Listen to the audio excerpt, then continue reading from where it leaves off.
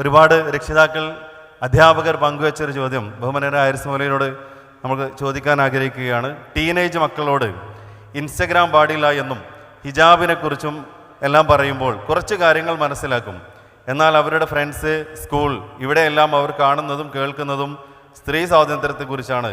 മാതാവ് ഒരധ്യാപിക എന്ന നിലയിൽ അവരെ മാത്രം ജയിലിൽ അടച്ചുപൂട്ടി എന്ന പരാതിയാണ്. എന്ത് ചെയ്യണം എന്നതാണ് ചോദിക്കുന്നത്. അസ്സലാമു അലൈക്കും വറഹ്മത്തുള്ളാഹി. നമ്മൾ ഒരു 5 വയസ്സ് അല്ല ഒരു 6 വയസ്സ് കൂട്ടും നമ്മൾ. അപ്പോൾ സ്കൂളിൽ ഒരു കലാമത്സരങ്ങളും പരിപാടികളൊക്കെ വരാൻ പോവുകയാണ്. അപ്പോൾ ക്ലാസ്സിൽ 2ാം ക്ലാസ്സിലുള്ള ക്ലാസ് ടീച്ചർ ചോദിക്കുകയാണ്, നിനക്കൊരു ഡാൻസിന് കൂടെ. അപ്പോൾ ആ കുട്ടി പറയാൻ, ഡാൻസ് എനിക്ക് പറ്റൂല, ഞാൻ വേറെ പരിപാടിക്ക് കൂടാണ്. അപ്പോൾ സാധാരണ വീട്ടിൽ വന്ന് ചോദിച്ച് രക്ഷിതാക്കൾ പറഞ്ഞിട്ടല്ല മറുപടി, ആ കുട്ടി സ്വന്തം നിലക്ക് ആ മറുപടി പറയണം. അപ്പം അത്ര ചെറിയ പ്രായത്തിലൊരു കുട്ടിക്ക് എനിക്ക് പറ്റുന്നതെന്ത് പറ്റാത്തതെന്ത് എന്ന് വേർതിരിച്ചറിയാനുള്ള ഒരു അവയർനെസ്, ബോധം, അത് നമ്മുടെ വീട്ടിൽ വളരുന്ന, നമ്മൾ ഏറ്റവും പ്രാധാന്യം കൊടുക്കുന്ന ഒരു ദീനിൻ്റെ അന്തരീക്ഷത്തിൽ വളരുന്ന ഒരു കുട്ടിക്ക് പറയാൻ ആ കുട്ടി പര്യാപ്തമാവുക എന്നതാണ് ഇതിൻ്റെ അടിസ്ഥാനപരമായ പരിഹാരം. അപ്പോൾ നമ്മുടെ വീട്ടിൽ നിന്ന് വരുന്ന കുട്ടിക്ക് പറ്റുന്നതും പറ്റാത്തതും അറിയുന്നില്ലെങ്കിൽ പിന്നുള്ള പരിഹാരങ്ങളൊക്കെ വളരെ ബുദ്ധിമുട്ടുള്ളൊരു കാര്യമാണ്. അപ്പോൾ ആ കുട്ടി സ്വയം താല്പര്യത്തിൽ ഇന്ന് മാറുന്നില്ലെങ്കിൽ ഒരു ടീച്ചർ സെലക്ട് ചെയ്തൊരു പ്രോഗ്രാമിന് പങ്കെടുക്കേണ്ട എന്ന് പാരൻസ് പറയുമ്പോൾ ആ കുട്ടിയെ അത് എത്രമാത്രം സ്വാധീനിക്കും. ബാക്കിയുള്ള കുട്ടികളൊക്കെ അതിൽ പങ്കെടുക്കുമ്പോൾ മാറി നിൽക്കുമ്പോൾ ആ കുട്ടി മാനസികമായി എന്തൊക്കെ പ്രയാസപ്പെടും. അപ്പോൾ നമുക്കുറപ്പാണ് നമ്മൾ വിശ്വസിക്കുന്നത് ശരിയും അത് നമ്മുടെ കുട്ടിക്ക് ഏറ്റവും ഗുണകരവുമാണ് നമ്മുടെ ദീൻ, നമ്മുടെ വിശ്വാസം, നമ്മുടെ ആചാരങ്ങൾ എന്നറിയുന്നത് കൊണ്ട് ആ സംസ്കാരവും ആ ബോധവും നമ്മുടെ കുട്ടികൾക്ക് എത്രയും നേരത്തെ വളരെ ചെറിയ പ്രായത്തിൽ അവർക്ക് നൽകുക എന്നതാണ് കുട്ടികൾ അനാവശ്യമായത് ചോദിക്കാതിരിക്കാനും നമ്മുടെ ദീനിന് വിരുദ്ധമായത് അവർ ആവശ്യപ്പെടാതിരിക്കാനും അത്തരം സന്ദർഭങ്ങളിൽ അവർക്ക് മാനസികമായി പിടിച്ചു നിന്ന് മുന്നോട്ട് പോകുവാനുമുള്ള അടിസ്ഥാന ബോധം മതപരമായി നമ്മൾ ഏറ്റവും നേരത്തെ നമ്മുടെ കുട്ടികൾക്ക് നൽകുക എന്നുള്ളതാണ് ഇതിൻ്റെ ഒരു ശാശ്വത പരിഹാരം. അടുത്തൊരു ചോദ്യം വന്നിട്ടുള്ളത് ഒരു മെൻ്റൽ ഹെൽത്തുമായി ബന്ധപ്പെട്ടുള്ള കാര്യങ്ങളാണ്. അത് കുട്ടികളുടെ ഉണ്ട്, അധ്യാപകരുണ്ട്. ചെറിയ നിസ്സാരമായ കാര്യങ്ങൾക്ക് പോലും ദേഷ്യപ്പെടുകയോ അല്ലെങ്കിൽ നിരാശയടയോ ചെയ്യുന്ന ആളുകളുടെ എണ്ണം വർദ്ധിച്ചുകൊണ്ടിരിക്കുകയാണ്. ഇത് ചില അധ്യാപകർ പങ്കുവച്ചത്, ചെറിയൊരു കാര്യം വരുമ്പോഴേക്ക് എനിക്ക് നിരാശ വരികയാണ്, പിന്നീട് ഒന്നും ചെയ്യാനുള്ളൊരു താല്പര്യം വരുന്നില്ല. അതുപോലെ മക്കളുടെ കാര്യത്തിൽ മക്കളോട് എന്തെങ്കിലും ഒരല്പം ദേഷ്യപ്പെടുകയോ അവർ അരുതാത്തൊരു കാര്യം ചെയ്യുകയോ ചെയ്യുമ്പോൾ അത് വേണ്ട എന്ന് പറയുന്ന സമയത്ത് പെട്ടെന്ന് ദേഷ്യപ്പെടുന്ന ഒരു അവസ്ഥ കാണുന്നു. അതിൻ്റെ ഒരു പരിഹാരം എങ്ങനെ നമുക്ക് നിർദ്ദേശിക്കാം എന്നുള്ളതാണ്. ഈ മാനസിക സമ്മർദ്ദങ്ങൾ എന്നുള്ളത് എല്ലാവർക്കും ഉള്ളതാണ്. അതേതോ കുറച്ച് ആൾക്കാർക്ക് മാത്രമേ ഉള്ളൂ എന്നുള്ളത് നമ്മുടെ ഒരു തെറ്റിദ്ധാരണയാണ്. അതായത് ജീവിതത്തിൽ നമ്മൾ എന്ത് ചെയ്യുകയാണെങ്കിലും ആ ചെയ്യുന്ന പ്രവൃത്തിക്ക് അനുസരിച്ചുള്ളൊരു മാനസിക പിരിമുറുക്കമുണ്ടാകും. ചിലപ്പോൾ ഒരു ഡോക്ടർക്കുള്ള പിരിമുറുക്കം ആയിക്കോളുന്നില്ല ഒരു അധ്യാപകനുണ്ടാവുക, അല്ലെങ്കിൽ ഒരു സാധാരണ ഒരു ജോലിക്കാരനുണ്ടാകുന്ന പിരിമുറുക്കാവില്ല ചിലപ്പോൾ ഒരു വീട്ടിൽ ഒരു ജോലി ചെയ്യുന്നൊരു സഹോദരിക്ക് ഉണ്ടാവുക. പ്രായമായവരെ പരിചരിക്കുകയും അതോടൊപ്പം വീട്ടുജോലികൾ ചെയ്യുകയും ചെയ്യേണ്ടി വരുന്നൊരു വീട്ടമ്മക്കുണ്ടാകുന്ന സ്ട്രെസ്സാവില്ല ഒരു സാധാരണ നോർമലായ ഒരു വീട്ടിലുള്ള ഒരു സ്ത്രീക്ക് ഉണ്ടാവുക. ഇപ്പം എല്ലാവരുടെയും ജോലിക്കനുസരിച്ചും ജീവിതാവസ്ഥകൾക്കനുസരിച്ചുമുള്ള മാനസിക സമ്മർദ്ദങ്ങൾ കൂടും. ഇപ്പം ഞാൻ നിങ്ങളോട് ചോദിക്കുകയാണ്, നിങ്ങൾക്ക് വല്ല തലവേദനയോ അല്ലെങ്കിൽ വിഷമങ്ങളോ രോഗങ്ങളോ ഒക്കെ ഉള്ള സമയത്ത് നിങ്ങളുടെ പെരുമാറ്റങ്ങളിൽ ഇതേപോലെ ഭയങ്കരമായ ദേഷ്യം അതേപോലെ തന്നെ ക്ഷോഭമൊക്കെ പ്രകടമാകുന്നുണ്ടോ? അങ്ങനെ നമുക്ക് അനുഭവത്തിൽ വരുന്നുണ്ടോ? സത്യത്തിൽ അതെന്തുകൊണ്ടാണ് ഉണ്ടാകുന്നതെന്ന് ചോദിച്ചാൽ നമ്മളെല്ലാവരും മനസ്സിലാക്കേണ്ട കാര്യം, നമ്മുടെ ജീവിതത്തിലെ എല്ലാ പ്രശ്നങ്ങളെയും ശാശ്വതമായി പരിഹരിക്കുക എന്നുള്ളത് ഈ ലോകത്തന്നെ സാധ്യമല്ലാത്ത ഒന്നാണ്. എല്ലാം പരിഹരിച്ച് പ്രശ്നങ്ങളില്ലാതെ ജീവിക്കുക എന്നുള്ളത് ഇവിടെ നമുക്ക് നടക്കാത്ത ഒരു കാര്യമാണ്. ഇപ്പോൾ ഒരു സിമ്പിളായൊരു ഉദാഹരണം ഞാൻ പറയാം. ഇപ്പോൾ പ്രമേഹം ഒരു രോഗമാണ്, സ്ഥായിയായ രോഗമാണ്. ഇപ്പോൾ നിങ്ങൾക്ക് ആർക്കെങ്കിലും ഒരു 30-ാമത്തെ വയസ്സിലോ 40-ാമത്തെ വയസ്സിലോ പ്രമേഹമുണ്ട് എന്ന് ഡയഗ്നോസ് ചെയ്യപ്പെട്ടാൽ നമ്മളാകെ തകർന്ന് ഇനിയിപ്പോൾ ഞാൻ എന്നും മരുന്ന് കഴിക്കണം, ഞാൻ എന്ത് ചെയ്യും, എന്തൊക്കെ ടെൻഷൻ അടിക്കുകയാണ് നമ്മൾ പലപ്പോഴും ചെയ്യുക. അവിടെ നമ്മളെന്താ ചെയ്യേണ്ടത് വെച്ചാൽ പ്രമേഹം എന്ന ആ രോഗത്തെ നമ്മുടെ ജീവിതത്തിലേക്ക് ഇനി നമ്മൾ എന്ത് ചെയ്യണം, ചേർത്ത് വെക്കണം, നമ്മൾ ഉൾക്കൊള്ളണം. ജീവിതത്തിൽ ഇതൊന്നും ഉൾക്കൊള്ളാത്തത് കൊണ്ടാണ്. ഒരു തലവേദന വന്നപ്പോൾ ആ തലവേദന ഉൾക്കൊള്ളാത്തത് കൊണ്ടാണ് എല്ലാവരോടും ഇങ്ങനെ ദേഷ്യപ്പെടുന്നത്. ജോലി ഭാരങ്ങൾ കൂടുമ്പോൾ എല്ലാവരോടും നമ്മളിങ്ങനെ ചൂടാവണത് എന്തുകൊണ്ടാണ്? നമ്മൾ ആ ജോലി ഭാരത്തെ നമ്മൾ ഉൾക്കൊള്ളുന്നില്ല, അക്കോമഡേറ്റ് ചെയ്യുന്നില്ല. അതാണ് അടിസ്ഥാന പ്രശ്നം. അപ്പോൾ രോഗം, പ്രമേഹത്തിന് മരുന്നില്ലേ, എനിക്ക് കുറച്ച് വ്യായാമവും ഒക്കെ ചെയ്താൽ അത് എൻ്റെ ശരീരത്തെ ബാധിക്കാതെ ഞാൻ കൊണ്ടടക്കുമെന്ന് വിചാരിച്ചാൽ നമുക്ക് എന്ത് ചെയ്യും? ആ സ്ട്രെസ്സ് കുറക്കാൻ നമുക്ക് പറ്റും. സത്യം പറഞ്ഞാൽ നമ്മൾ വിശ്വാസി, ഒരു മുസ്ലിം നിലയ്ക്ക് നമുക്ക് ഭയങ്കര സമാധാനമുണ്ട്. ആ എന്തുകൊണ്ട് സമാധാനം? ആ സമാധാനം നമ്മുടെ ജീവിത ലക്ഷ്യമാണ്. കാരണം പരലോകത്തേക്ക് ഉപകാരപ്പെടാത്ത ഒന്നും നമ്മുടെ ജീവിതത്തിൽ നടക്കുന്നില്ല, ഒന്നും നടക്കുന്നില്ല. നമ്മുടെ കൈ തട്ടി 1000 രൂപ നമ്മുടെ അക്കൗണ്ടിൽ നിന്ന് നമ്മൾ അറിയാതെ എങ്ങോട്ടേക്കോ പോയാൽ ആ 1000ൻ്റെ നഷ്ടത്തിൽ നമ്മൾ ഉറങ്ങാതിരിക്കണില്ല. എന്തുകൊണ്ടാണ്? ആ 1000 നമുക്കൊരു നിക്ഷേപമാണ്. കാരണം ഒരു പക്ഷി കൊണ്ടുപോകുന്ന ഒരു പഴം പോലും നമുക്ക് പരലോകത്ത് പ്രതിഫലമായി വരുമെങ്കിൽ കിട്ടും. അപ്പോൾ ശരിക്കും എന്താ വെച്ചാൽ പരലോകത്തിൽ വിശ്വസിക്കാൻ ടെൻഷൻ ഇല്ലാത്തത് നമ്മുടെ ലക്ഷ്യം അത് നേടാൻ ഇതൊക്കെ എനിക്ക് ഉപകരിക്കും എന്നുള്ളതാണ് നമ്മുടെ ബോധം. ഇതുപോലെ നമ്മൾ എന്ത് ചെയ്യണം? ജീവിതത്തിലെ എല്ലാ കാര്യങ്ങളെയും നമ്മൾ ഉൾക്കൊള്ളണം. നമുക്കൊരു ഡിസബിലിറ്റി ഉള്ള ഒരു മോനോ മോളോ ഉണ്ടെങ്കിൽ നമ്മൾ ആ കുട്ടീനെ ഉൾക്കൊള്ളണം. ആ കുട്ടിക്ക് പിന്നെ 20 വയസ്സായിട്ടും എനിക്ക് എന്തേ പഠിച്ചോ അങ്ങനെ ഒരു കുട്ടീനെ തന്നു എന്ന് ചിന്തിച്ചാൽ നമ്മൾ അതിൻ്റെ ടെൻഷനിൽ നിന്ന് ഒരിക്കലും രക്ഷപ്പെടില്ല. അതുകൊണ്ട് സുഹൃത്തുക്കളെ, എന്തെല്ലാം ജീവിതത്തിൽ എനിക്കും നിങ്ങൾക്കും ഉണ്ടോ അതിനെല്ലാം നമ്മൾ സ്വീകരിച്ച് ഉൾക്കൊള്ളുക എന്നുള്ളതാണ് ഏറ്റവും പ്രധാനം. അപ്പോൾ അതിൻ്റെ ലക്ഷ്യത്തെക്കുറിച്ച് നമുക്ക് ബോധം ഉണ്ടെങ്കിൽ ഒരു പ്രശ്നം ഉണ്ടാവില്ല. നിങ്ങൾ ആലോചിച്ച് നിങ്ങൾ ഒരു SLCക്ക് പഠിക്കുന്ന ഒരു കുട്ടിക്ക് ആ പഠനത്തെക്കുറിച്ചുള്ള ടെൻഷൻ ഉണ്ടാവാം. എന്നാൽ ഒരു +2നും അതേപോലെ തന്നെ ഒരു എൻട്രൻസിൻ്റെ ഒരു നീറ്റിൻ്റെ കോച്ചിങ്ങിനും കൂടെ ഒന്നിച്ച് പഠിക്കുന്ന ഒരു കുട്ടി, അവനൊരു ടെൻഷനില്ലാതെ പഠിക്കണം. എന്തുകൊണ്ടാണ്? ഡോക്ടർ ആവുക എന്നൊരു സ്വപ്നം മനസ്സിലുള്ളത് കൊണ്ട് അവൻ അതിൻ്റെ പരിമിതികളോ പ്രശ്നങ്ങളോ ഒന്നും അവന് പ്രശ്നമല്ല. കാരണം എനിക്ക് ഡോക്ടറാണ്, എന്ത് വന്നാലും വേണ്ടത്. ആ ലക്ഷ്യം ഇടയ്ക്കിടയ്ക്ക് ഓർമ്മപ്പെടുത്തപ്പെടുമ്പോൾ അവൻ്റെ ഭക്ഷണത്തിൽ പ്രശ്നമുണ്ട്, ഹോസ്റ്റലിൽ പ്രശ്നമുണ്ട്, കളിക്കാൻ പോകാൻ പറ്റുന്നില്ല, മൊബൈൽ കിട്ടണില്ല, എന്തൊക്കെ പ്രതിസന്ധി ഉണ്ട്, ഒരു കംപ്ലൈൻറ്റും ഇല്ല. കാരണം എന്താ? ഡോക്ടർ ആകണമെന്നൊരു ലക്ഷ്യം മനസ്സിലുണ്ട്. സത്യത്തിൽ സ്വർഗം നേടുക എന്നൊരു ലക്ഷ്യം നമ്മുടെ മനസ്സിലുണ്ടാകുമ്പോൾ ജീവിതത്തിൻ്റെ എല്ലാ പ്രതികൂലതകളെയും നമുക്ക് സഹിച്ച് മുന്നോട്ട് പോകാൻ പറ്റും. നിങ്ങൾ ചെയ്യുന്ന ഒരു ജോലിയിലൂടെ നേടുന്ന നേട്ടത്തെക്കുറിച്ച് പൂർണ്ണ ബോധമുണ്ടെങ്കിൽ നമുക്ക് എന്ത് ചെയ്യും? അതിലൂടെ സമാധാനം ചെയ്യാൻ പറ്റും. അടുക്കളയിൽ നിന്നൊരു വിശ്രമമില്ലാതെ പണിയെടുക്കുന്ന ഒരു ഉമ്മക്ക് ഈ അധ്വാനം കൊണ്ട് എനിക്കെന്ത് പ്രതിഫലം, എനിക്കെന്തു ലാഭം എന്നതിനെക്കുറിച്ച് ഇടയ്ക്കിടയ്ക്ക് തൻ്റെ മനസ്സിനെങ്ങനെ ഓർമ്മപ്പെടുത്തപ്പെട്ടാൽ അതുകൊണ്ടൊരു സമ്മർദ്ദം ഉണ്ടാവില്ല. പഠിക്കുന്ന ഒരു കുട്ടിക്ക് ആ പഠിക്കുന്നതിൻ്റെ ലക്ഷ്യത്തെക്കുറിച്ചും അതുകൊണ്ട് ആ നേട്ടങ്ങളെക്കുറിച്ചും ഇടയ്ക്കിടയ്ക്ക് അവനെ നിങ്ങൾ ക്ലാസ്സിൽ നിന്ന് റിമൈൻഡ് ചെയ്യുന്നുണ്ടെങ്കിൽ, അവനെ ബോധ്യപ്പെടുത്തുന്നുണ്ടെങ്കിൽ, വളരെ അനുസരണത്തോടെ അച്ചടക്കത്തോടെ തൻ്റെ പഠന പ്രക്രിയ എല്ലാ പ്രതിസന്ധികളെയും തരണം ചെയ്തുകൊണ്ട് അവനവൻ്റെ ലക്ഷ്യത്തിലേക്ക് മുന്നോട്ട് പോകും. ഈ ലക്ഷ്യബോധമില്ലാതിരിക്കുമ്പോൾ, നമ്മുടെ ജീവിതം സ്മൂത്തായി പോകാതിരിക്കുമ്പോൾ അത് മാനസിക സമ്മർദ്ദമായി, വിഷാദമായി, വിഷമമായി, മാനസിക പിരിമുറുക്കങ്ങളായി നമ്മൾ അനുഭവിക്കുന്നു എന്നതാണ് യഥാർത്ഥത്തിൽ ഇതിൻ്റെ യാഥാർത്ഥ്യം. അടുത്തൊരു ചോദ്യം, ഇതും ഒരുപാട് ആളുകൾ ചോദിച്ച അതേ ഒരു ചോദ്യം തന്നെയാണ്.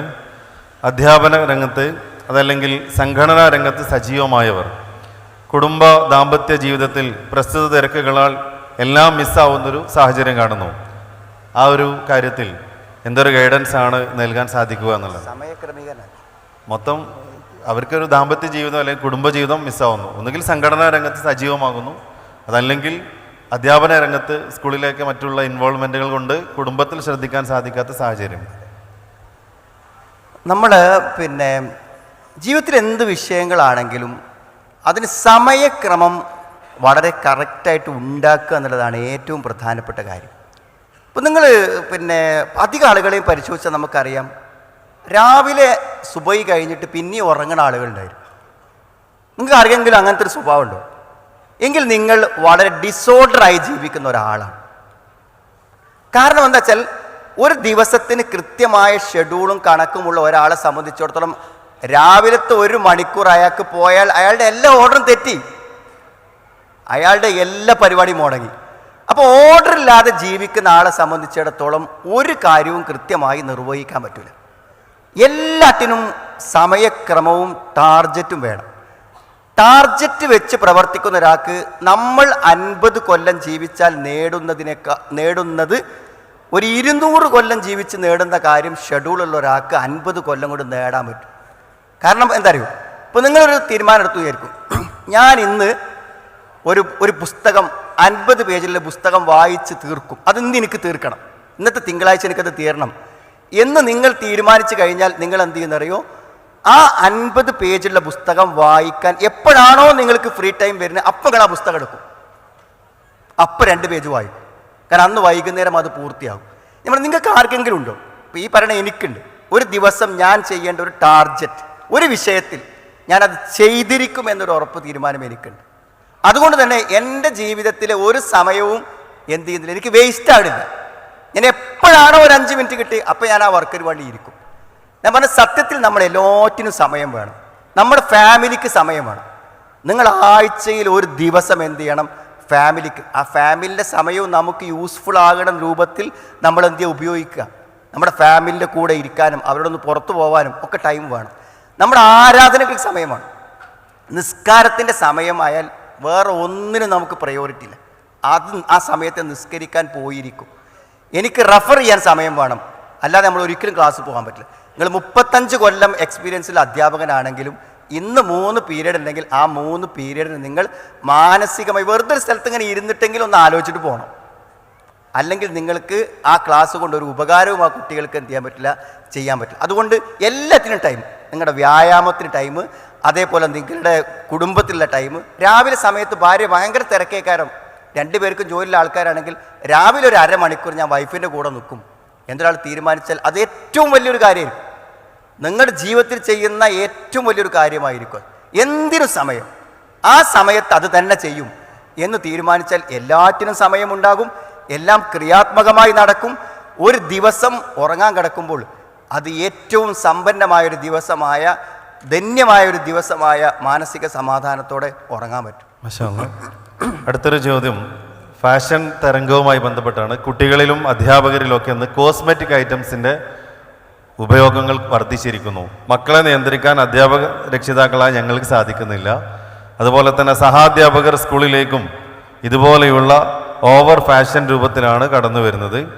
ഇങ്ങനെയുള്ള ഒരു മേഖലയിൽ അധ്യാപകർ ശ്രദ്ധിക്കേണ്ട കാര്യങ്ങൾ എന്താണ്? നമ്മുടെ സ്വന്തം മക്കളെ ഈ ഒരു മേഖലയിൽ നിന്നും പിന്തിരിപ്പിക്കാൻ നമുക്ക് എങ്ങനെ സാധിക്കുന്നു? ഇതിപ്പോൾ പൊതുവെ ലേഡീസുമായി ബന്ധപ്പെട്ടിട്ടാണ് ഉണ്ടാകുകയെന്ന് എനിക്ക് തോന്നുന്നത്. കോസ്മെറ്റിക്സ്, സൗന്ദര്യവർദ്ധക വസ്തുക്കൾ ഉപയോഗിക്കുന്നതിനെ കുറിച്ച് ഞാൻ ഇത് ഉപയോഗിക്കുന്നവരോട് എനിക്ക് പറയാനുള്ളത്, ഒന്ന് ഇസ്ലാമികമായിട്ട് നമുക്ക് നമ്മുടെ സൗന്ദര്യം പ്രകടിപ്പിക്കാൻ പാടില്ല എന്നുള്ളതാണ്. അതായത് നിങ്ങൾ എന്ത് ഡ്രസ്സ് ധരിച്ചാലും ആ ഡ്രസ്സിൻ്റെ മുകളിൽ വരേണ്ട ഇസ്ലാമിക ഡ്രസ്സ് തന്നെ ഒരു ഗൗണാണ്. എന്ന് പറഞ്ഞാൽ എല്ലാറ്റിനെയും കവചം ചെയ്യുന്ന ഒരു ഗൗണാണ് ജിൽബാബ് എന്ന് ഖുർആൻ ഉപയോഗിച്ച പദം. അതുകൊണ്ട് എല്ലാ വസ്ത്രത്തിൻ്റെ എല്ലാ സൗന്ദര്യങ്ങളെയും മൂടുന്ന ഒരു കവചമാണ് യഥാർത്ഥത്തിൽ അത്. അപ്പോൾ നമ്മളിപ്പോൾ സൗന്ദര്യം എന്ന് പറഞ്ഞാൽ ഇപ്പോൾ ഈ ചുണ്ട് ചോപ്പിക്കുക അങ്ങനത്തെ കാര്യങ്ങളൊക്കെയാണ് ചെയ്യാനുള്ളത്. ഇത് ഇസ്ലാമികമായി എന്തായിരുന്നാലും ശരിയല്ല എന്ന് നമുക്ക് 100% ഉറപ്പിച്ച് പറയാൻ പറ്റും. ഞാനത് ചെയ്യുന്ന ആളുകളോട് എനിക്ക് പറയാനുള്ളൊരു കാര്യം എന്താ വെച്ചാൽ, നിങ്ങൾ കൃത്രിമമായ ഒരു സൗന്ദര്യം സ്വീകരിച്ചിട്ടുണ്ട്, അത് കണ്ണിലോ ചുണ്ടിലോ ഒക്കെ ഉപയോഗിച്ചിട്ടുണ്ട് എങ്കിൽ നോർമലായി അത് കാണുന്ന ഒരാളെ മനസ്സിൽ നമ്മളെക്കുറിച്ചുള്ള ഒരു അവമതിപ്പ് സൃഷ്ടിക്കുന്നതാണെന്നാണ് ഞാൻ മനസ്സിലാക്കുന്നത്. എന്താണ് അവമതിപ്പ് എന്ന് വെച്ചാൽ, ഒന്ന് നമ്മുടെ അപകർഷതയാണ്, നമ്മുടെ സൗന്ദര്യത്തെക്കുറിച്ച് നമ്മുടെ അപകർഷതയാണ്. നമുക്ക് അള്ളാഹു തന്നിട്ടുള്ള ഈ ഒരു രൂപത്തിന് ഒരു സൗന്ദര്യമുണ്ട്, അത് എനിക്ക് എൻ്റെതായ ഒരു സൗന്ദര്യമുണ്ട്. എന്നെപ്പോലെ ലോകത്ത് ഒരാളും ഇല്ലാത്തത് കൊണ്ട് തന്നെ എന്നെ ആരോടും നിങ്ങൾ താരതമ്യം ചെയ്യേണ്ടതില്ല. ഞാൻ എന്ന് പറയുന്ന ഒരു അപൂർവ വ്യക്തിയാണ്. എന്തുകൊണ്ട് അപൂർവ വ്യക്തിയായത്? എന്നെപ്പോലെ വേറൊരാളില്ലല്ലോ. അതുകൊണ്ട് എൻ്റെ സൗന്ദര്യത്തെ, എൻ്റെ നിറത്തെ, എൻ്റെ ഏജിനെ എല്ലാം ഉൾക്കൊണ്ട് അഭിമാനം കൊള്ളാൻ കഴിയാന്നുള്ളത്. അത് അഭിമാനം കൊള്ളുന്നില്ല എന്ന അപകർഷതയാണ് അള്ളാഹു തന്ന ചുമപ്പിനേക്കാളും അല്പം കൂടെ നമ്മുടെ ചുണ്ട് ചുമപ്പിക്കാനും, അള്ളാഹു തന്ന കണ്ണിൻ്റെ പുരുകത്തിൻ്റെ കറുപ്പിനേക്കാളും അല്പം കൂടെ കറുപ്പ് കൂട്ടാനും ശ്രമിക്കുന്ന നമ്മുടെ അപകർഷ. അപ്പം അങ്ങനെ നിങ്ങളൊരു അപകർഷത ഉള്ള ഒരാളാണ് എന്ന് മറ്റുള്ളവനെ മനസ്സിലാക്കി കൊടുക്കാനാണ് പ്രത്യക്ഷമായ കൃത്രിമ സൗന്ദര്യം. പിന്നെ അതിൻ്റെ പണച്ചെലവ് ആലോചിച്ച് നോക്കും നിങ്ങൾ. എന്തിനാണ് ജീവിതത്തിൽ ഒരു ഉപകാരമില്ലാത്തൊരു കാര്യത്തിന് വേണ്ടി നമ്മളത് ചെലവഴിക്കുന്നത്? പിന്നെ അതിലുപരി അധ്യാപകൻ എന്ന് പറഞ്ഞാൽ ക്ലാസ് മുറിയിലൊരു മാതൃകാ പ്രതീകമാണ്. അപ്പോൾ നമ്മൾ വളരെ നിലവാരത്തോടെ ജീവിക്കേണ്ട ആൾക്കാരാണ്. അതുകൊണ്ട് ഇത്തരം കാര്യങ്ങളൊക്കെ ഉപയോഗിക്കുക എന്നൊക്കെ പറഞ്ഞാൽ അതൊക്കെ കുട്ടികൾക്ക് നമ്മൾ തെറ്റായ മാതൃകകൾ നൽകുന്നതാണ്. അതുകൊണ്ട് അത്തരം കാര്യങ്ങളിൽ നിന്നൊക്കെ നമ്മൾ മാറി നിന്ന് നമ്മുടെ ഇസ്ലാമിക അച്ചടക്കത്തോടു കൂടെയുള്ള മാതൃകകൾ സ്വീകരിക്കണമെന്നാണ് പൊതുവെ ആ കാര്യത്തെക്കുറിച്ച് പറയാനുള്ളത്. ഓഡിയൻസിനുള്ള അവസരം കൂടി നമ്മൾ ഇതിനകത്ത് ഒരുപാട് ചോദ്യങ്ങൾ നമുക്ക് ലഭിച്ചിട്ടുണ്ടെങ്കിലും ഓഡിയൻസിന് കൂടി ഈ ഒരു വിഷയവുമായി ബന്ധപ്പെട്ട് നമ്മുടെ കുടുംബം, അതുപോലെ തന്നെ നമ്മുടെ തൊഴിൽ, നമ്മുടെ ദാമ്പത്യം, രക്ഷാകർതൃത്വവുമായിട്ട് ബന്ധപ്പെട്ടുള്ള ചോദ്യങ്ങളുണ്ടെങ്കിൽ ആ മൈക്ക് എത്രയും പെട്ടെന്ന് കൊടുക്കാം, സദസ്സിൽ നിന്ന് ചോദിക്കാവുന്നതാണ്. ഓക്കെ, അടുത്തൊരു ചോദ്യത്തിലേക്ക്, ഇവിടെ നിന്ന് കിട്ടിയ ചോദ്യത്തിലേക്ക് തന്നെയാണ് നമ്മൾ പോകുന്നത്. സ്റ്റാഫുകൾക്കിടയിലുള്ള ബന്ധം പലതും പരിധികൾ ലംഘിച്ച് കുടുംബം തകരുന്ന ദയനീയമായ കാഴ്ചയുണ്ട്. അങ്ങനെയുള്ള ഒരാളാണ് സർ ഈ ഒരു ചോദ്യം ഇവിടെ തന്നിട്ടുള്ളത്. അവരുടെ കുടുംബം തകരാൻ കാരണം ഭർത്താവിൻ്റെ മറ്റൊരു സ്റ്റാഫുമായിട്ടുള്ളൊരു ബന്ധമാണ്. ഇപ്പോൾ ശത്രുതാ മനോഭാവത്തോടെയാണ് പെരുമാറുന്നത്. ഇപ്പോൾ ഈ ഒരു അവസ്ഥയിൽ അധ്യാപകർ പാലിക്കേണ്ട ഒരു, സ്റ്റാഫുകൾക്കിടയിൽ കീപ്പ് ചെയ്യേണ്ട ഒരു മര്യാദയും അതുപോലെ തന്നെ അദബും ഒക്കെ ഇല്ലേ എന്നതാണ് ഒരു ചോദ്യം. ശരി, ഞാൻ ഇന്നലെ തോന്നുന്നൊരു യാത്രയിലും എൻ്റെ കൂടെ ഒരാൾ, ഞാനും അയാൾ മാത്രമേ ഉള്ളൂ. അപ്പോൾ ഒരു ഒഴിഞ്ഞ ആരുമില്ലാത്തൊരു യാത്ര എന്നുള്ളതിലേക്ക് അദ്ദേഹത്തിൻ്റെ ഒരു വിഷയം എന്നോട് സംസാരിച്ചു. അപ്പോൾ അതാണ് ഞാൻ നടത്തിയ ഏറ്റവും അവസാനത്തെ ഫാമിലി കൗൺസിലിംഗ്. അപ്പോൾ അതിൻ്റെ ഒരു എക്സ്പീരിയൻസ് ഷെയർ ചെയ്യലാണ് ഇതിന് നല്ലൊരു ഉത്തരമെന്നാണ് ഞാൻ വിചാരിക്കുന്നത്. അപ്പോൾ അദ്ദേഹത്തിന് 2 കുട്ടികളുണ്ട്, 4 വയസ്സ് 2 വയസ്സ്. അപ്പോൾ ഭാര്യ ഇപ്പോൾ പറയണത്, ഇനി എനിക്ക് നിങ്ങളെ കൂടെ ജീവിക്കാൻ പറ്റൂല. ഞാൻ പല പ്രാവശ്യം പറഞ്ഞാണ്, പക്ഷെ ഇതിൻ്റെ അവസാനത്തെ തീരുമാനമാണ്, ഇനി തീരുമാനത്തിൽ മാറ്റമില്ല എന്നാണ്. അപ്പോൾ ഞാൻ അദ്ദേഹത്തോട് ചോദിച്ചു, എന്താണ് അവൾ നിങ്ങളെക്കുറിച്ച് പറയുന്ന ആക്ഷേപങ്ങൾ എന്താണ് ഞാൻ ചോദിച്ചത്. അപ്പോൾ അതിൽ അദ്ദേഹം എന്നോട് ഒന്നാമത് പറഞ്ഞത്, ഞാൻ വീഡിയോ കാണുന്നത് അവൾ കണ്ട്. എന്ത് വീഡിയോ? ഞാൻ അശ്ലീല വീഡിയോ കാണുന്നത് അവൾ കണ്ടു എന്നാണ്. സത്യത്തിൽ നമ്മളെല്ലാവരും മനസ്സിലാക്കേണ്ട ഒരു അടിസ്ഥാന കാര്യമാണ്, നിങ്ങൾ വിവാഹിതരാണോ, അത് കൂടുതലോ കുറവോ എന്നുള്ളതല്ല, നിങ്ങളുടെ മനസ്സിൽ ഒരാണോ പെണ്ണോ പ്രവേശിച്ചാൽ നിങ്ങളുടെ നിലവിലുള്ള ദാമ്പത്യത്തിലെ വിശ്വാസ്യത അവിടെ തീർന്നു. അതിൽ യാതൊരു സംശയവും വേണ്ട. അപ്പോൾ നിങ്ങൾക്ക് നിങ്ങളുടെ ഒരു സഹപ്രവർത്തകയുമായി അല്ലെങ്കിൽ സഹപ്രവർത്തകരുമായി, ഓപ്പോസിറ്റ് സെക്സ്, ആ ടീച്ചർമാരാണെങ്കിൽ മാഷന്മാരോട്, മാഷന്മാർ ടീച്ചർമാരോട് ഒരു കൂടുതലായൊരു ബന്ധം, മോശമൊന്നുമില്ല, പാസ്വേഡൊന്നുമില്ല, എപ്പോഴും കാണാവുന്ന മെസ്സേജസ് ഉള്ളൂ. പക്ഷെ നിങ്ങൾ ആ മെസ്സേജസ് നിരന്തരം നിങ്ങളുടെ ഭാര്യയോ നിങ്ങളുടെ ഭർത്താവോ കാണുന്നുവെങ്കിൽ അതുപോലും നിങ്ങളുടെ വിശ്വാസ്യതയെ ബാധിക്കും. കാരണം എന്താ അറിയോ, എൻ്റെ ഭാര്യ എന്ന് പറഞ്ഞാൽ എൻ്റേതു മാത്രം എന്ന എൻ്റെ ആ ഒരു പൊസസീവ്നെസ്, എൻ്റെ ആ ഒരു മനസ്സുണ്ടല്ലോ, അതാണ് എൻ്റെ ദാമ്പത്യത്തിൻ്റെ കാതൽ. അതെപ്പോഴെങ്കിലും അങ്ങനെയല്ലെന്ന് എൻ്റെ വൈഫിന് തോന്നിയാൽ അവിടെ തീർന്നു. കാരണം വിശ്വാസ്യത നഷ്ടപ്പെട്ടാൽ ബാക്കി എന്തുണ്ടായിട്ടും കാര്യമില്ല. നിങ്ങൾ ശാരീരികമായിട്ടുള്ള ബന്ധങ്ങൾ നടത്തുമ്പോൾ പോലും വിശ്വാസ്യതയില്ലാത്ത ബന്ധമാണെങ്കിൽ അത് അയാൾ എന്നിലല്ല നിർവഹിക്കപ്പെടുന്നത്, എന്നിലൂടെ മറ്റാർക്കോ വേണ്ടി നിർവഹിക്കപ്പെടുന്നു എന്ന് വിശ്വസിക്കാനേ അവൾക്കും അവനും പറ്റൂ. സുഹൃത്തുക്കളെ, ഞാൻ നിങ്ങളോട് പറയുന്നത്, എന്തൊക്കെ അവിഹിതമായി നമ്മൾ ചെയ്യുന്നുണ്ടോ ആ സന്തോഷങ്ങളെല്ലാം നമുക്ക് കിട്ടിയേ പറ്റൂ. ഒരു പെണ്ണിനെ കാണുന്നതിൽ നമുക്കൊരു ആസ്വാദനം ഉണ്ടെങ്കിൽ ആ ആസ്വാദനം ജീവിതത്തിൽ കിട്ടണം. അത് വേണ്ടാത്ത ഒരാളുമില്ല. ഒരാണിനോട് സംസാരിക്കുന്നതിൽ കിട്ടുന്ന ഒരു ആനന്ദമില്ല, അത് നാവ് കൊണ്ട് കിട്ടുന്ന ഒരു ലൈംഗികതയാണ്, അത് വേണം. കണ്ണുകൊണ്ട് കിട്ടുന്ന ലൈംഗികതയുണ്ട്, അതാണ് കണ്ണുകൊണ്ടുള്ള വ്യഭിചാരം, കാതുകൊണ്ട് പിന്നെ നാവ് കൊണ്ടുള്ള വ്യഭിചാരം, അതൊക്കെ മനുഷ്യന് വേണം. വെറും ശാരീരിക ബന്ധം മാത്രമല്ല, ഇതില്ലാതൊരു മനുഷ്യന് പറ്റൂല, ആണിനും പറ്റില്ല, പെണ്ണിനും പറ്റില്ല. അതുകൊണ്ട് അത് നമുക്ക് എവിടെ നിന്ന് കിട്ടണം? അത് ഭാര്യയിൽ നിന്ന് കിട്ടണം, ഭർത്താവിൽ നിന്ന് കിട്ടണം. അത്തരം ഒരു ആസ്വാദനങ്ങൾ പരസ്പരം ഇല്ലെങ്കിൽ ശാരീരിക ബന്ധം ബലാത്സംഗമാണ്. എനിക്ക് ഇത്ര പരസ്യമായി പറയാൻ പറ്റുമെന്ന് എനിക്കറിയാം. അത്തരം ഒരു ബന്ധം ഭാര്യയും ഭർത്താവും തമ്മിൽ ഇല്ലാതെയാണ് മറ്റു ബന്ധങ്ങൾ നടക്കുന്നതെങ്കിൽ അത് പീഡനമാണ്. അതായത് കണ്ട് തന്നെ ഉള്ള ആസ്വാദനം. ഈ അശ്ലീല വീഡിയോസും കാര്യങ്ങളൊക്കെ കാണുന്നതിൻ്റെ എത്രയോ ഇരട്ടി ആസ്വാദനം നിങ്ങൾക്ക് നിങ്ങളെ ഭാര്യയെ കണ്ടാൽ ഉണ്ടാകും. പക്ഷെ അങ്ങനെ കാണുന്നില്ല. ഒരു അന്യ പെണ്ണിനോടാകുമ്പോൾ എങ്ങനെ പെരുമാറണമെന്ന് അറിയുന്നവന് തൻ്റെ കൂടെയുള്ള പെണ്ണിനോട് അങ്ങനെ പെരുമാറാൻ അറിയുന്നില്ല. അതാണ് പ്രശ്നം. എന്താ പറഞ്ഞത്? നിങ്ങൾ ചാറ്റ് ചെയ്യുന്ന ആ അവിഹിതമായ ബന്ധം പുലർത്തുന്ന സഹപ്രവർത്തകയെക്കാളും എത്രയോ ഭംഗിയും യോഗ്യതയും പ്രായക്കുറവുമുള്ള നിങ്ങളുടെ ഭാര്യയോട് തോന്നാത്തത് എന്തുകൊണ്ട് അവളോട് തോന്നുന്നു?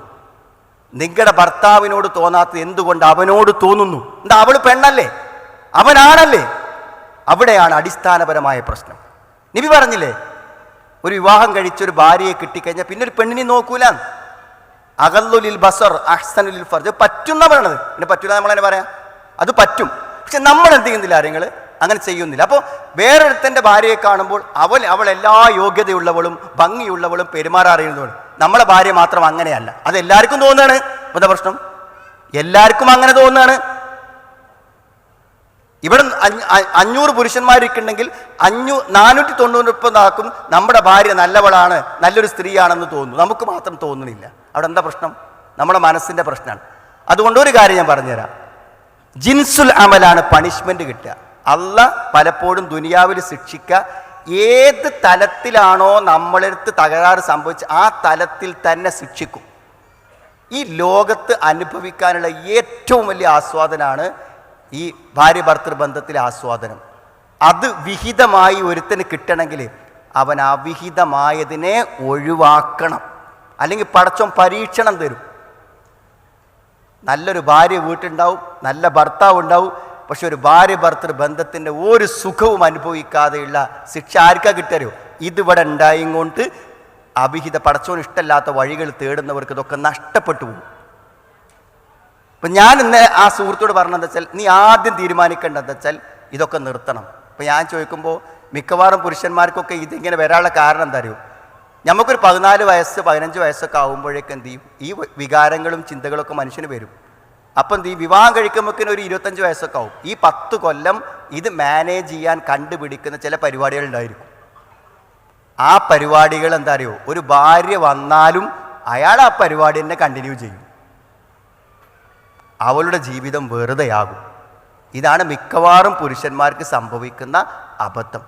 അവിടെ നമ്മൾ എന്ത് ചെയ്യണം, സമ്പൂർണമായും നമ്മുടെ ഈ ആസ്വാദനങ്ങളെ ഭർത്താവിൽ നിന്ന് ഭാര്യയിലേക്കും ഭാര്യ ഭർത്താവിലേക്കും കേന്ദ്രീകരിക്കപ്പെടണം. ഇതിലെന്തെങ്കിലും പ്രശ്നം ഉണ്ടെങ്കിൽ ബാക്കിയൊക്കെ നഷ്ടമാണ്. നിങ്ങളിപ്പോൾ അങ്ങനത്തെ ഒരു അധ്യാപകനാണ്. നിങ്ങൾ സ്കൂളിൽ പോകുമ്പോൾ കൂടെ പഠിപ്പിക്കുന്ന ഒരു സഹപ്രവർത്തകയെ കാണലാണ് നിങ്ങളുടെ മെയിൻ അജണ്ട എന്നുണ്ടെങ്കിൽ, നിങ്ങൾ സ്കൂളിൽ പോകണത് അതിനാണ്, പഠിപ്പിക്കാനല്ല. നിങ്ങൾക്ക് സക്സസ് ആയിട്ട് പഠിപ്പിക്കാൻ പറ്റൂല, നിങ്ങളുടെ ഡ്യൂട്ടി നിർവഹിക്കാൻ പറ്റില്ല, ഒരു പരിപാടി നടക്കൂല. ഇത് മാത്രമേ നടക്കുള്ളൂ, വേറെ നടക്കൂല. തിരിച്ചും അങ്ങനെ തന്നെയാണ്. പുറത്തിറങ്ങിപ്പോകുന്ന സഹോദരിമാരാണ് ഏറ്റവും അധികം ശ്രദ്ധിക്കേണ്ടത്. നിങ്ങളാണ് ഏറ്റവും അധികം ശ്രദ്ധിക്കേണ്ടത്. കാരണം അത്തരം അപകടങ്ങളിൽ പെട്ടു പോവാതിരിക്കണം എന്നുണ്ടെങ്കിൽ അതീവ സൂക്ഷ്മത വേണം. അപ്പോൾ ഇത് എങ്ങനെ ഇതിൽ പെട്ടുപോകണത് എങ്ങനെ അറിയോ? അതുകൊണ്ട് ഞാൻ പറയാം, സമയം വൈകുന്നുണ്ട്. പെട്ടുപോകണം വെച്ചാൽ എല്ലാവരും പറയും ഞങ്ങൾ ഓൺലി ഫ്രണ്ട്ഷിപ്പ് മാത്രമേ ഉള്ളൂ, ഒരു സൗഹൃദം അത്രേ ഉള്ളൂ, വേറെ ഒന്നുമില്ല. അങ്ങനെ ഒരു പരിപാടി ഇല്ല കേട്ടോ. ഞാൻ പറയാം, അങ്ങനെ ഒരു പരിപാടി. നിങ്ങൾക്ക് ഒരിക്കലും ഒരു അന്യ സ്ത്രീയെ ഒരു അന്യ പുരുഷനെ വെറും ഒരു ഫ്രണ്ടായിട്ട് ഇങ്ങനെ കൊണ്ടുനടക്കാൻ പറ്റൂല.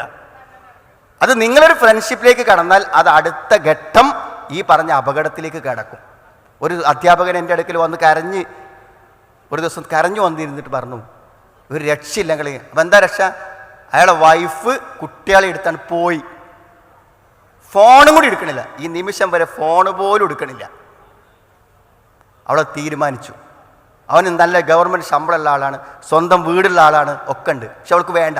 അവൾ ഉപ്പാനത്തും പാനത്തും പോയി നിൽക്കുകയാണ്. ഒരു പരിധി വരെ അതൊക്കെ സഹിച്ച് നിൽക്കുള്ളൂ. അതെങ്ങനെ എത്തിയത്? ഈ സൗഹൃദം. ഈ സൗഹൃദം അടുത്ത ഘട്ടത്തിൽ എന്താ അറിയോ, നമുക്ക് കുറച്ചധികം കൂടി സംസാരിക്കണം തോന്നും. ആ സംസാരം സ്വകാര്യമാകും. അപ്പോൾ സ്വകാര്യ വിഷയങ്ങൾ സംസാരത്തിൽ വരും. മനസ്സിലേ? ഇയാളെ ഭാര്യയെ പറ്റി അയാൾ പറയും, അവിടെ ഭർത്താവിനെ പറ്റി അവർ പറയും. അവർ പരസ്പരം ആശ്വാസം കാണും, സമാധാനം കാണും, സംസാരത്തിൽ ഒരു റിലാക്സേഷൻ കണ്ടെത്തും. അത് അടുത്തടുത്ത ഘട്ടങ്ങളിൽ കൂടുതൽ കാണാൻ അവസരങ്ങൾ ഉണ്ടാകും. ഒറ്റക്കാകാൻ അവസരങ്ങൾ തേടും. പിശാച് അവരെ എത്തിക്കൊണ്ടിടത്തേക്ക് എത്തും. അതറിയേണ്ടവരറിയും, തീരുമാനിക്കേണ്ടവർ സമയത്ത് തീരുമാനിക്കും. നാട്ടിലിറങ്ങാൻ പറ്റാത്ത അവസ്ഥ വരും. അതുകൊണ്ട് എന്താ അറിയോ, അന്യ പെണ്ണാണോ അകലത്തിൽ നിന്നോളൂ, അന്യ ആണാണോ അകലത്തിൽ നിന്നോളൂ. ആ അകലം നഷ്ടപ്പെട്ടാൽ നിങ്ങൾ ആരായാലും എല്ലാവരും അവസാനം എത്തിപ്പെടുന്നത് ഒരേ അവസ്ഥയിലായിരിക്കും. അതിൽ യാതൊരു സംശയമല്ല. സദസ്സിൽ നിന്നും ചോദ്യം ഉണ്ടെങ്കിൽ പെട്ടെന്ന് ചോദിക്കാനുള്ള രസമാണ്. അസ്സലാമു അലൈക്കും വറഹ്മത്തുള്ളാഹി. ഒരു കോളേജ് അധ്യാപികയാണ്. നമ്മുടെ പ്രത്യേകിച്ചും ഡിഗ്രി ക്ലാസ്സിലൊക്കെ നിർബന്ധമായിട്ട് ടൂറ് പോകേണ്ടെന്ന സാഹചര്യം വരുമ്പോൾ 70 കുട്ടികളൊക്കെ ഉള്ള ക്ലാസ്സുകളാണ്. അപ്പോൾ മിക്കവാറും കുട്ടികൾ ഇപ്പോൾ സെലക്ട് ചെയ്യുന്നത് മിനിമം ഡൽഹി അല്ലെങ്കിൽ അതിനപ്പുറത്തേക്കുള്ള ഡെസ്റ്റിനേഷനാണ് അവർ സെലക്ട് ചെയ്യുന്നത്. ഒരു 3-4 ദിവസം ട്രെയിനിൽ ഒരുമിച്ചിരിക്കേണ്ടുന്ന സാഹചര്യമാണ് ആൺകുട്ടികൾക്കും പെൺകുട്ടികൾക്കും വരുന്നത്. പലപ്പോഴും വല്ലാത്ത ഒരു സാഹചര്യം നമ്മൾ കാണേണ്ടി വരുന്നു, കണ്ണടക്കേണ്ടുന്നൊരു സാഹചര്യമാണ് ഉണ്ടാവുന്നത്. ഇങ്ങനെയുള്ളൊരു സാഹചര്യത്തിൽ ട്യൂട്ടേഴ്സ് എന്നുള്ള നിലക്ക് അധ്യാപകർക്ക് ഇതിൽ നിന്ന് ഒഴിഞ്ഞു നിൽക്കാൻ പറ്റുന്നില്ല. നമുക്ക് നിർബന്ധമായിട്ടും ഇവരുടെ കൂടെ ടൂർ പോകേണ്ടുന്നൊരു സാഹചര്യം വരുന്നു. ഇത്തരം സാഹചര്യത്തിൽ നമ്മൾ എന്താണ് ചെയ്യേണ്ടത്? നമ്മൾ പോകൽ നിർബന്ധമാണ്. നമ്മുടെ ജോലിയുമായി മുന്നോട്ട് പോകാൻ വേറൊരു പരിഹാരമാർഗവും ഇല്ലാത്ത ഒരവസ്ഥയിലാണല്ലോ ഈ പോകുന്നത്. ഞാൻ വെച്ചാൽ നമുക്ക് പൊതുവായി എവിടെയാണെങ്കിലും ശരി, നമ്മളെ സംബന്ധിച്ചിടത്തോളം നമുക്ക് എന്തേ ചെയ്യാൻ പറ്റുള്ളൂ എന്ന് വെച്ചാൽ നമ്മുടെ സൂക്ഷ്മത നമ്മൾ ഏറ്റവും പ്രധാനമായി കാണുക എന്നുള്ളതേ പറ്റുള്ളൂ. അപ്പോൾ ആണും പെണ്ണും കൂടി ഇരിക്കാൻ പറ്റില്ല. നമ്മൾ ബസ് കയറുമ്പോൾ ആണും പെണ്ണും ഉണ്ടാവും, പക്ഷെ നമ്മളെന്ത് ചെയ്യും? ആ ഡിസ്റ്റൻസ് കീപ്പ് ചെയ്ത് നിൽക്കും. എവിടെയാണോ നമ്മൾ എത്തുന്നത് അവിടെ നമ്മുടെ അച്ചടക്കം നമ്മൾ പാലിക്കുക എന്നുള്ളതാണ് നമുക്ക് ഏറ്റവും പ്രധാനമായിട്ടുള്ളത്. സാധാരണഗതിയിൽ ഇത്തരം ദിവസങ്ങളിൽ നിൽക്കുന്ന ടൂറുകൾ, മുതിർന്ന ആൺകുട്ടികൾ പെൺകുട്ടികൾ ഇവരൊക്കെ ഒന്നിച്ചാവുന്നതും ടൂറ് പോകുന്നതും തന്നെ ചിലപ്പോൾ ചില കുട്ടികൾ ഈ ഒരു ലക്ഷ്യം മനസ്സിൽ കണ്ടിട്ടായിരിക്കും. അവിടെ ഇതൊക്കെ സംഭവിക്കുമെന്ന് നമുക്കറിയാം. പൊതുവേ എനിക്ക് തോന്നുന്നത് നമ്മൾ അവർക്ക് അതിനനുസരിച്ചുള്ളൊരു ഇൻസ്ട്രക്ഷൻ കൊടുത്ത് അവർ മാനസികമായി പരമാവധി അച്ചടക്കത്തോടു കൂടെ പോയി വരാനുള്ള ഒരു ചുമതലയാണ് നമുക്കുള്ളത്. ആ ചുമതല ഏറ്റവും എഫിഷ്യൻ്റായി നിർവഹിച്ചിട്ട് ആ ടൂറിൽ ഇങ്ങനെയൊന്നും സംഭവിക്കാതെ തിരിച്ചു കൊണ്ടുവരാനുള്ള ഒരു കഴിവ് നമ്മൾ പ്രകടിപ്പിക്കുക എന്നുള്ളതാണ്. ഒരു പക്ഷേ നമ്മൾ അല്പം സാമർഥ്യവും അല്പം നമ്മുടെ വാചാലതയൊക്കെ ഉപയോഗിച്ചാൽ ഒരു പരിധി വരെ അത് സാധിച്ചേക്കാന്നാണ്. അത്തരമൊരു ടൂറിനോട് അല്പം എതിർത്ത് സംസാരിച്ച ഒരു അധ്യാപകൻ അങ്ങനെ അത് വേണ്ട എന്ന് പറഞ്ഞു. പക്ഷേ എല്ലാ അധ്യാപകന്മാരും കുട്ടികളും ചേർന്ന് പോകണം തീരുമാനിച്ചു. പോയി കഴിഞ്ഞപ്പോൾ നടക്കാൻ പാടില്ലാത്തതെല്ലാം നടന്നു. അവസാനം കുട്ടികളുടെ രക്ഷിതാക്കളെ വിളിച്ചു, പ്രശ്നമായി, കോളേജിൽ ഭയങ്കര പ്രയാസങ്ങളുണ്ടായി. അതുകൊണ്ടൊരു വലിയ ഉപകാരം കിട്ടിയ എന്താ വെച്ചാൽ അടുത്ത സ്റ്റാഫ് കൗൺസിൽ തീരുമാനിച്ചു ഒരു പകലിലപ്പുറം ടൂറ് പോകാൻ പാടില്ല എന്ന്. അങ്ങനത്തെ ഒരു നല്ല തീരുമാനം എടുപ്പിക്കാൻ ആ അധ്യാപകന് പറ്റി. ഈ 4 ദിവസത്തെ ടൂറ് വേണ്ടാന്ന് പറഞ്ഞപ്പോൾ വേണമെന്ന് എല്ലാവരും വാശി പിടിച്ചു. പോയി സംഭവിക്കേണ്ടതൊക്കെ സംഭവിച്ചു. ആ സംഭവത്തെ പശ്ചാത്തലത്തിൽ എന്ത് ചെയ്തു വെച്ചാൽ ഇനി മുതൽ 2 ദിവസത്തെ 3 ദിവസത്തെ ടൂറില്ല, ഒരു പകൽ പോവുക തിരിച്ചു വരിക, അങ്ങനത്തെ സ്ഥലത്തെ പോകാൻ പാടുള്ളതൊരു തീരുമാനം. അതുകൊണ്ട് ആ കോളേജിലെ ടൂർ പ്രക്രിയകൾ തന്നെ എന്ത് ചെയ്തു, അതുകൊണ്ട് അവസാനിപ്പിക്കാൻ പറ്റി. ഒരു പരിധി വരെയൊക്കെ നമ്മുടെ സ്വാധീനമൊക്കെ ഉപയോഗിച്ചിട്ട് നമ്മൾ കുറച്ച് ബുദ്ധിപരമായി നീങ്ങിയാൽ ഒരു നല്ല കാര്യത്തിന് വേണ്ടി ആവുന്നതുകൊണ്ട് കുറച്ചൊക്കെ നമുക്ക് ഡിസിപ്ലിൻ ഉണ്ടാക്കാൻ കഴിയും. കഴിയാത്തിടത്ത് നാം പരമാവധി നമ്മുടെ ദീൻ നഷ്ടപ്പെടാതെ സൂക്ഷിക്കുക എന്നുള്ളതാണ് ചെയ്യാൻ. ഓക്കെ, അവസാനത്തെ ചോദ്യത്തിലേക്കാണ് നമ്മൾ പോകുന്നത്. നമ്മൾ പല ദിനാചരണങ്ങളും നടത്താറുണ്ടല്ലോ. ഇപ്പോൾ വേൾഡ് എൻവയോൺമെൻ്റൽ ഡേ, അതുപോലെ തന്നെ സമാധാന ദിനം. അധ്യാപകർ എന്നുള്ള നിലയിൽ ഇപ്പോൾ UNO പറഞ്ഞിട്ട് പോലും ഫലസ്തീനിലെ യുദ്ധം നിർത്താനോ ഒന്നും കഴിഞ്ഞില്ല. അപ്പോൾ അധ്യാപകർ ഈ ദിനം ആചരിക്കുകയും അതിന് നേരെ വിപരീതമായ പ്രക്രിയകൾ നടക്കുമ്പോൾ ഇങ്ങനെയുള്ള കുട്ടികളുടെ മുന്നിൽ പോകുമ്പോൾ എന്താണ് ആ ഒരു സന്ദേശം നമ്മൾ കുട്ടികൾക്ക് കൈമാറുന്നത്? നമ്മളതൊരു പൊതുസമൂഹത്തിൽ നമ്മൾ ജീവിക്കുന്ന സമയത്ത് നമ്മൾ അഭിമുഖീകരിക്കുന്ന എല്ലാ കാര്യങ്ങളിലും നമ്മൾ നമ്മുടേതായ ചില നയരൂപീകരണങ്ങൾ നമ്മൾ നടത്തേണ്ടത്. ഈ ആവർത്തിച്ച് വരുന്ന ദിനാചരണങ്ങൾ എന്ന് പറയുമ്പോൾ അത് മതപരമായ കാര്യങ്ങളാകുമ്പോൾ ഫി അംറിന ഹാദ, ദീനിൻ്റെ ഉള്ളിലാവുമ്പോൾ നമ്മൾ അതിനൊരു ബിദഅത്തായിട്ട് കാണും. എന്നാൽ പൊതുവായി കോളേജിൻ്റെ ദിവസങ്ങളുണ്ടായിരിക്കും, അതേപോലെ രാഷ്ട്രത്തിൻ്റെ ദിനങ്ങളുണ്ടായിരിക്കും, പൊതുവായി ഏതെങ്കിലുമൊക്കെ മെസ്സേജസ് കൊടുക്കാനുള്ള ദിനങ്ങളുണ്ടായിരിക്കും. അപ്പോൾ അങ്ങനത്തതൊക്കെ നമ്മൾ നിർബന്ധമായും നമ്മുടെ സ്ഥാപനങ്ങളിൽ നടക്കുമ്പോൾ എന്ത് ചെയ്യും, അതിലൊക്കെ നല്ല മെസ്സേജസ് കുട്ടികൾക്ക് കൊടുക്കാനുള്ള, ഇപ്പോൾ എയ്ഡ്സ് ഡേ അല്ലെങ്കിൽ അങ്ങനെ ഓരോ ദിവസങ്ങളുണ്ടായിരിക്കും. അങ്ങനെയുള്ള ദിവസങ്ങളിലൊക്കെ നമ്മൾ എന്ത് ചെയ്യുക, അതിൻ്റെ ഏറ്റവും പോസിറ്റീവായ മെസ്സേജസ് കൊടുക്കാനും അതിനെ കൂടുതൽ നല്ല നിലക്ക് ഉപയോഗിക്കാനുമുള്ള പരിശ്രമങ്ങൾ നടത്തുക എന്നല്ലാതെ നമ്മൾ ഒരാൾ വിചാരിച്ചാൽ ഒരു സ്ഥാപനത്തിലെ മുഴുവൻ കാര്യങ്ങളെയും നമുക്ക് മാറ്റാനോ തടസ്സപ്പെടുത്താനോ പറ്റിക്കോണമെന്നില്ല. നമ്മുടെ അധികാരത്തിലും സ്വാധീനത്തിലും നമ്മുടെ കഴിവിലും പെട്ടത് ചെയ്യാതിരിക്കരുത് എന്ന് മാത്രമേ പറയാൻ പറ്റൂ. നിങ്ങൾക്ക് സാധിക്കുന്നത് നിങ്ങൾ ചെയ്യണം. അതിന് നമ്മൾ പരമാവധി ആലോചിച്ച് അതിന് സമാന മനസ്കരായ ആളുകളോട് ഡിസ്കസ് ചെയ്ത് നമ്മൾ മുന്നോട്ട് പോകുക എന്നുള്ളതേ സാധ്യമാവുമെന്നാണ് എനിക്ക് തോന്നുന്നത്. ഏതായിരുന്നാലും ഇനിയും ഒരുപാട് ചോദ്യങ്ങൾ ഇവിടെ നമുക്ക് ലഭിച്ചതുണ്ട്. അതിനുള്ള അവസരമാണ് പീസ് റേഡിയോയിലെ എല്ലാ ചൊവ്വാഴ്ചകളിലും 8:45 തുടങ്ങുന്ന 8:45 ആരംഭിക്കുന്ന ലൈവ് കൗൺസിലിംഗ്. ബഹുമാനനായ ഹാരിസ് മൗലവി തന്നെയാണ് അതിന് നേതൃത്വം നൽകുന്നത്.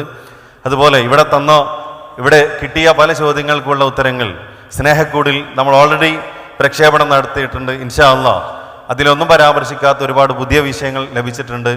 അതൊക്കെ പീസ് റേഡിയോ ലൈവ് കൗൺസിലിലും അതുപോലെ തന്നെ സ്നേഹക്കൂടിലും നമുക്ക് കേൾക്കാമെന്നാണ് ഈ ഒരു സമയത്ത് പറയുന്നത്. ലൈവ് കൗൺസിലിൽ നിങ്ങളുടെ ഫീഡ്ബാക്കുകൾ ചോദ്യങ്ങളൊക്കെ അയക്കേണ്ട നമ്പർ 95 44 84 845 840. ഒന്നുകൂടെ പറയുന്നു, 95 44 845 800. ഈ നമ്പറിലേക്കാണ് നമ്മുടെ ചോദ്യങ്ങൾ അയക്കേണ്ടത്. തീർച്ചയായിട്ടും ആ ചോദ്യങ്ങൾ പരിഗണിച്ച് എല്ലാ ചൊവ്വാഴ്ചകളിലും രാത്രി 8:45 ഒരു പരിഹാരമുണ്ട്. ഏതായിരുന്നാലും നമ്മുടെ കുടുംബവും നമ്മുടെ ജോലിയും അതുപോലെ തന്നെ രക്ഷാകർതൃത്വമൊക്കെ അള്ളാഹു ഇഷ്ടപ്പെട്ട മാർഗത്തിൽ ഏറ്റവും നന്നായി ഉപയോഗപ്പെടുത്തുന്നവരിൽ അള്ളാഹു നമ്മളെ ഉൾപ്പെടുത്തട്ടെ എന്ന് പ്രാർത്ഥിക്കുകയാണ്.